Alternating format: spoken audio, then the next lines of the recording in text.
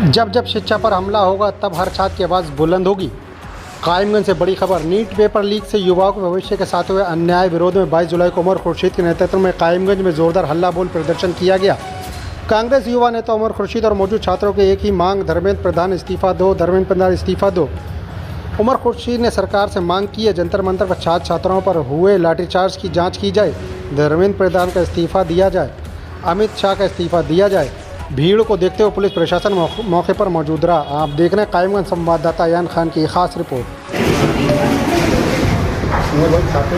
आपका title programme हाँ क्या ये मेरा प्रोग्राम नहीं है, ये कांग्रेस पार्टी का है, राहुल गांधी जी का है। ये पूरे देश के लिए राहुल जी लड़ रहे हैं और उनके एक एक पार्टी वर्कर, उनके एक एक लीडर छात्रों के लिए लड़ रहे हैं, देश के भविष्य के लिए लड़ रहे हैं। तो तभी मैं यहाँ पे आया हूँ। मुझे लुईस मैडम और सलमान साहब ने भेजा है, क्योंकि वो आ नहीं पाए, उनके सलमान साहब रिपोर्ट रहता है, मैडम को बिजी थे, उन्होंने मुझे भेजा कि आप जाके हमारा परिवार तो यहाँ पे 100 साल से लोगों के लिए लड़ रहा है। जाके डॉक्टर जाकिर हुसैन, खुर्शीद आलम खान, सलमान खुर्शीद, लुईस खुर्शीद अपने देश के लिए तो लड़ता रहेगा। और आज सबसे बड़ी लड़ाई है छात्रों के भविष्य के लिए, क्योंकि छात्रों के बिना, छात्रों के भविष्य के बिना देश का कोई भविष्य नहीं रह जाएगा। तभी मैं आपके सामने बैठा हूँ। तभी हमने यहाँ पे अपनी थोड़ी सी मांगे हैं हमारी कांग्रेस पार्टी की, कि एक तो जो भी पेपर लीक हुए हैं उनके एक का वो इंडिपेंडेंट जांच होना चाहिए। जो कल लाठीचार्ज हुआ है छात्रों पे, जो पीसफुल प्रोटेस्टर्स पे लाठीचार्ज हुए उन पर जाँच होनी चाहिए। धर्मेंद्र प्रधान का इस्तीफ़ा, अमित शाह का इस्तीफ़ा, नरेंद्र मोदी जी का, सबका। और इस सरकार की थोड़ी सी अकाउंटेबिलिटी, थोड़े हमें जवाब चाहिए, क्या हो रहा है, क्या होएगा आगे जाके, कुछ सिस्टम बदलेगा कि नहीं बदलेगा, कुछ ठीक होगा कि नहीं होगा, यही हम जानना चाहते हैं। भाजपा नेता और कंगना रनौत का कहना है कि राहुल गांधी जी अपने वादे से पीछे हट गए, जबकि उनसे वार्ता के लिए संसद में तैयार थे हम लोग। इस पर क्या कहना चाहेंगे? देखिए, जो भी अब कंगना रनौत कहती है वो मैं नहीं सुनता। वो मेरे एक कान में जाता है, दूसरे कान से निकल जाता है, क्योंकि उनकी बातों पे मैं जितना कम बोलूँगा वही सही रहेगा। हम पार्लियामेंट में जब डिबेट होना था, जब हमने ट्राई किया है, जब कांग्रेस पार्टी के लीडर्स ने ट्राई किया है, हर बार स्पीकर हमें बंद करा देते हैं। अगर हमें डिबेट करने नहीं देंगे हम कैसे करेंगे? पीसफुली प्रोटेस्ट करने नहीं दिया, लाठीचार्ज करवा दिया। जाके कांग्रेस जब पार्लियामेंट में जाके बात करनी थी वो भी नहीं करने दिया। तो और बचा क्या है? हमारा हक है इस देश में, एक व्यक्ति का हक है कि हम प्रोटेस्ट कर सकें। कॉन्स्टिट्यूशन में है कि हम प्रोटेस्ट कर सकते हैं, ये हमारा हक है। तो अगर हम पीएम के सामने उनके घर जाके उनसे सवाल नहीं पूछेंगे तो क्या करेंगे? और हमें तो कई सवाल के जवाब मिल नहीं रहे कहीं पे, तो पीएम के घर के सामने जाना पड़ेगा ना, और क्या बचा?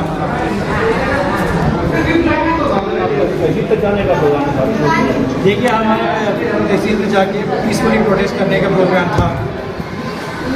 अब आप भी जानते हो कि जैसे ही सरकार डर जाती है, जनता से आगे लगा देती है, अपने सारे एक इंस्टीट्यूशन लगा देती है, सीबीआई लगा देती है, ईडी लगा देती है, पुलिस लगा देती है, कभी कभी कोर्ट के वकील लगा देती है। अब हम पूरे सिस्टम से तो लड़ नहीं सकते, ट्राई तो कर सकते हैं पर हम लड़ तो नहीं सकते, क्योंकि अभी हम सिस्टम के अंदर हैं। तो उसका ही हमें अभी आपसे थोड़ा सपोर्ट चाहिए, हमें वोटर्स का सपोर्ट चाहिए।